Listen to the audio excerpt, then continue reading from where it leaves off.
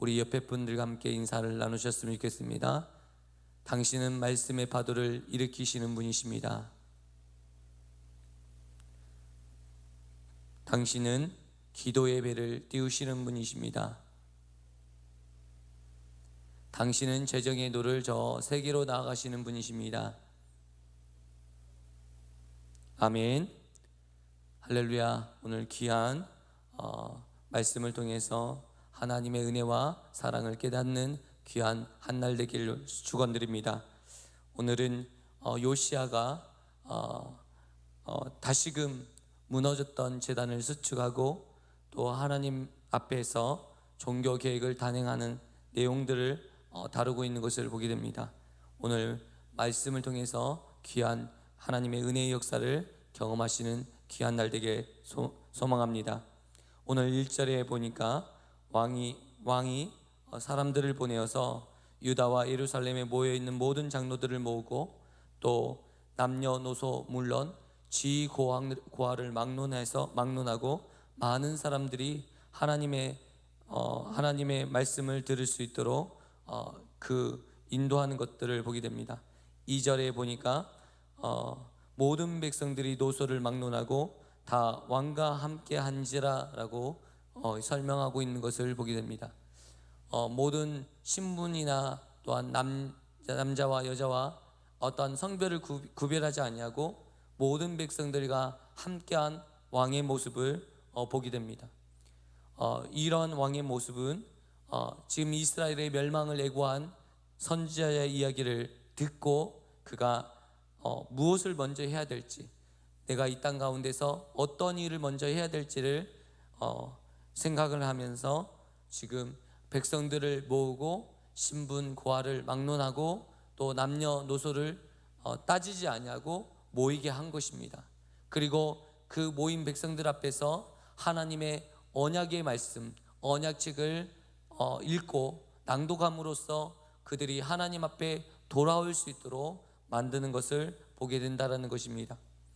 놀랍게도 요시야가 왕이 되어서 율법책이 발견되었다고 22장에 기록되었습니다. 그래서 율법책이 발견되고 율법책을 낭독하였는데 오늘 23장에 와서는 더 이상 율법책이라 말을 하지 않고 언약책이라고 이야기합니다. 율법적인 요소로 이 명령을 지키지 아니하면 죽고 사는 문제에 달려있다 이렇게 생각을 했지만 이제는 이 율법책이 이제 더 이상 율법책으로 여겨지지 아니하고 언약책으로 우리 민족을 살리는 책으로 이 언약, 하나님과 우리 백성들이 이 언약을 갱신함으로 말미암아 모든 이 언약의 백성으로 살 수 있는 길이 열려 있는 것들을 우리에게 가르쳐주고 있다라는 것입니다. 오늘 요시야 왕이 이 꺼져가는 이스라엘 그리고 남유다의 이 상황을 보면서 하나님께 간구하고 또 하나님 앞에서 이 율법책을 전해 듣는 이 요시야 왕께서 어떻게 하면 이 나라가 살 수 있는지에 대해서 잘 깨닫고 또 그대로 실천하고 있는 모습을 우리가 보게 된다는 것입니다. 첫 번째로 그가 했던 일들이 있습니다. 먼저 예배가 회복되어야 된다는 사실을 그가 알았고 모든 이스라엘 백성들을 모은 가운데 예배할 수 있도록 하나님과의 관계의 개선과 또 언약의 계승을 통해서 하나님 앞에 나아가는 것을 주문하고 있는 것을 보게 된다는 것입니다. 3절의 말씀의 내용을 함께 보겠습니다. 왕이 단위에 서서 여호와 앞에서 언약을 세우되 마음을 다하고 뜻을 다하여 여호와께 순종하고 그의 계명과 법도와 율례를 지켜 이 책에 기록된 이 언약의 말씀을 이루게 하리라 하며 백성이 다 그 언약을 따르기로 하니라. 아멘. 첫 번째로 하나님께서 허락하신 이 성전을 그리고 성전에서 하나님 앞에 제사 드리는 이 모든 것들을 먼저 회복하기 위해서 성전 정화하는 일에 그리고 성전을 깨끗하게 하는 일에 힘썼다라는 것입니다. 그 성전에서 그동안 오랜 기간 동안 바알과 아세라 목상에 세워놓고 그에게 절하했던 모든 것들을 깨뜨리고 이제 더 이상 그 흔적을 찾아볼 수 없도록 만들었고, 그곳에서 하나님을 전심으로 잡고 하나님을 예배할 수 있도록 행하였다라는 것입니다. 또한 그 중심 가운데 하나님을 따르고 순종할 수 있도록 그 계명과 법도와 율례를 지키도록 백성들로 하여금 명령하고, 백성들이 이 언약을 따라서 지키기로 다짐하는 헌신을 다짐하는 역사가 일어났던 것을 우리가 본문을 통해서 볼 수 있다라는 것입니다. 오늘 이 내용은 우리에게 의미하는 바가 참으로 많이 있습니다. 우리의 삶의 문제, 그리고 이 마지막 때를 향해 달려가는 이 때에 우리가 무엇을 해야 될지 분명하게 우리에게 가르쳐주고 있다라는 것입니다. 우리가 이 마지막 때에 무엇을 하나님께 드릴 수 있을까요? 요시야 왕은 이미 이스라엘이 멸망을 당할 것을 훌다 선지자를 통해서 이미 들었습니다. 멸망을 당할 것이고, 그는 눈으로 이 멸망을 보지 않겠지만 백성들은 이 멸망을 당한 것들을 보게 될 것이다 라고 하나님으로부터 하나님의 진노에 대한, 그리고 이 남유다의 멸망에 대한 이야기를 들었습니다. 그러하기 때문에 그는 이제는 너무나도 다급한 이 마지막 때를 향해 달려가는 이 시기에 하나님을 위한 열심을 낼 수밖에 없고, 또 죽어가고 이제 죽을 수밖에 없는 상황에 또 놓여 있는 이 유다를 향해서 그가 할 수 있는 최선이 무엇인가에 대해서 생각했을 것입니다. 그가 생각했던 최선은 이들이 하나님 안에, 하나님의 말씀 안에 돌이키고 하나님의 언약의 계승자로 새롭게 세워지며 또 그 말씀을 쫓아 행하는 하나님의 백성이 되는 길이라 여겼던 것입니다. 오늘날에 복음이 없어서 멸망을 당하는 수많은 백성들이 있습니다. 예수 그리스도의 십자가의 복음을 알지 못해서 죽음을 당할 수밖에 없는 그 사람들에게 우리가 무엇을 할 수 있을까요? 우리가 할 수 있는 최선의 일은 그리스도의 복음을 전하는 길인 줄 믿습니다. 오늘 요시야 왕은 이 자신이 취할 수 있는 최선의 일을 찾았습니다. 그것은 바로 첫 번째 예배 회복이었습니다. 하나님 앞에 진정으로, 신령과 진정으로 드려지는 예배, 마음을 다하고 중심을 다하는 예배, 오늘 3절의 말씀처럼 여호와의 언약 앞에 바로 서 있고 마음과 중심을 다해서 그 뜻을 다하여서 여호와의 명령에 순종하고 따르는 그 일들이 하나님 앞에 진정으로 드리는 산제사임을 알았습니다. 단순히 예배드리는 일로 끝나는 것이 아니라 그의 중심을 다하고 하나님의 뜻에 순종하고 그의 언약과 계명에 순종하는 길만이 하나님을 진정으로 예배하는 길이라 여겼던 것입니다. 이 당시 하나님 앞에 예배드리는 것이 단순히 이 동물을, 양을 잡고 소를 잡고 자신의 죄를 회개하는 이 일에 머물러 있는 것이 아니라 전심으로 하나님께 향하는 그 마음의 중심이 필요하였다라는 것을 요시야 왕이 말씀을 통해서 깨달았던 것입니다. 그리하여 하나님의 백성들에게, 유다 백성들에게 하나님과의 관계 회복에 있어, 또 예배 회복에 있어 가장 중요한 것이 마음을 다하고 뜻을 다하여 하나님의 명령과 계명 앞에 순종하는 길임을 우리에게 가르쳐 주고 있다라는 것입니다. 오늘 우리가 이 시대 가운데, 이 마지막 때를 향해 달려가는 이 시대 가운데 하나님께 드릴 것이 무엇이 있을까요? 그것은 바로 우리를 중심을 다해 하나님을 예배하는 것입니다. 하나님의 말씀에 순종하여 그 말씀대로 행하는 것입니다. 이것이 바로 첫 번째 하나님 앞에 예배를 회복하는 길인 줄 믿습니다. 오늘 저와 성도님들이 말씀을 통해서 이 예배가 회복되는 귀한 역사가 일어났으면 좋겠습니다. 저희 새가난교회는 매일같이 새벽과 저녁에 하나님을 예배하는 교회입니다. 그래서 예배가 무너진 그리고 예배가 되지 아니하는 성도들이 처음 우리 교회를 방문했을 때 정말 말씀을 들려지지 않고 정말 무슨 말씀인지 알지 못하는 많은 성도들이 저희 교회에 와서 예배가 회복되고 또 영적으로 살아나고 신앙이 성장되어지는 역사를 많이 보게 됩니다.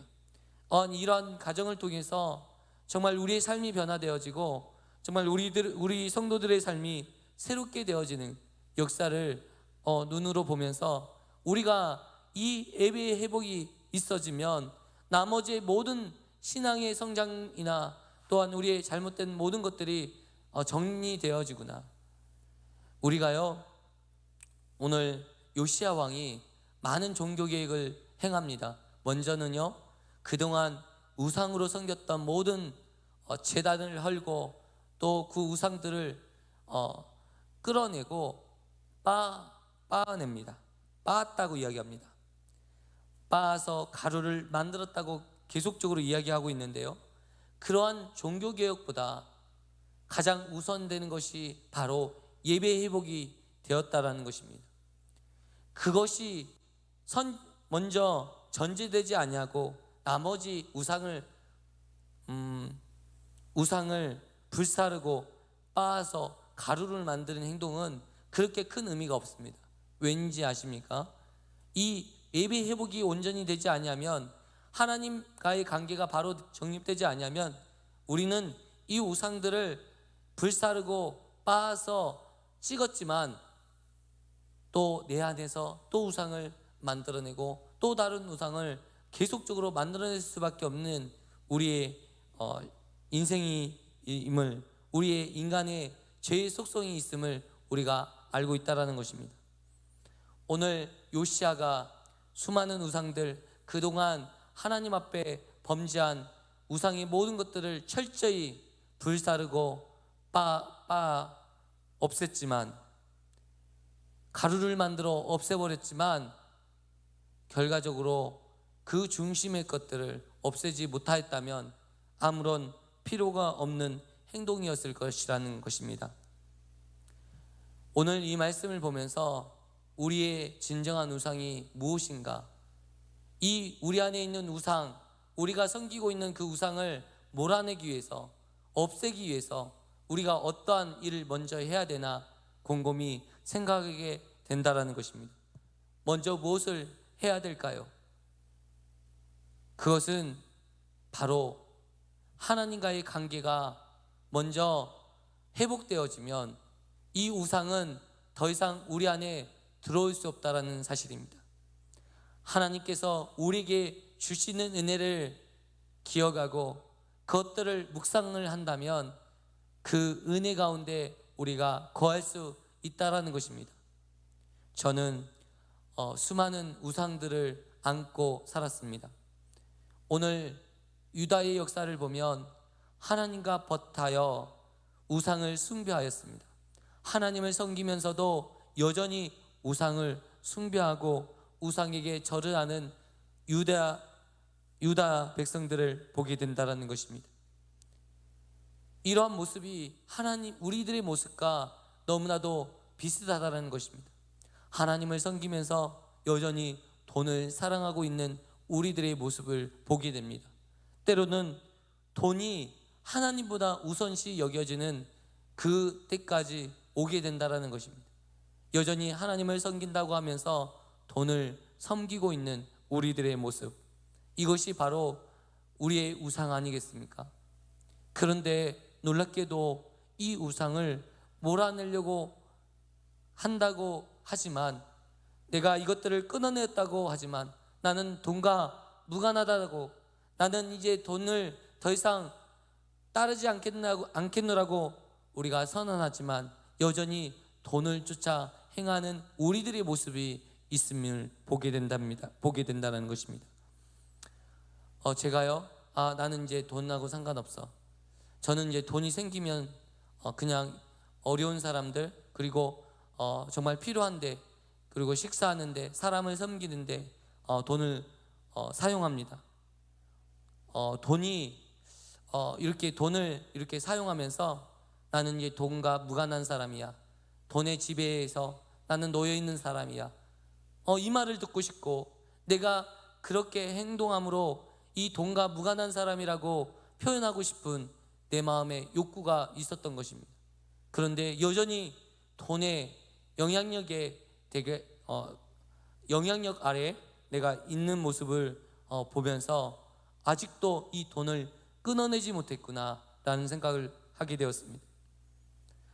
이 돈의 영향력에서 끊어낼 수 있는 방법이 무엇일까? 저는 고민하였습니다. 이 돈의 영향력에서 끊어낼 수 있는 방법은 없다라는 것을 제가 알게 되었습니다. 수많은 시간 동안 이 돈의 힘을 보았습니다. 돈이 내 삶에 주는 유익을 알고 보았습니다.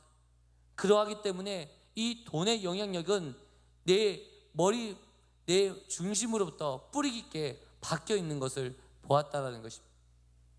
그런데 이 돈의 영향력으로부터 내가 벗어날 수 있는 유일한 길은 하나님의 은혜를 경험하고, 또 하나님 앞에 예배로 회복되어질 때, 하나님 앞에 예배 자리로 나아갈 때, 하나님 앞에 예배할 때 진정으로 이 모든 것들이 끊어지고 회복되는 역사가 있다라는 사실을 깨달을 수 있다라는 것입니다. 하나님을 예배하고 하나님 앞에 기도하고 찬양하는 그 순간에 돈의 지배로부터 벗어나고 하나님 앞에 중심으로 나가고 하나님 앞에 온전히 설 수 있다는 사실을 알게 됩니다.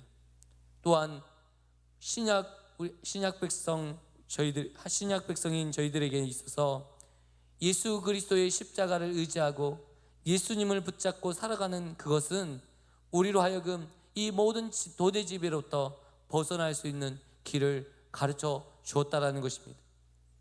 우리는 율법의 모든 지배로부터 벗어날 수 있도록 예수님의 십자가에서 언약을 성취하심으로, 또한 모든 율법을 완성하심으로 예수님의 십자가를 따르고 믿는 자들에게 그 은혜를 허락해 주셨습니다.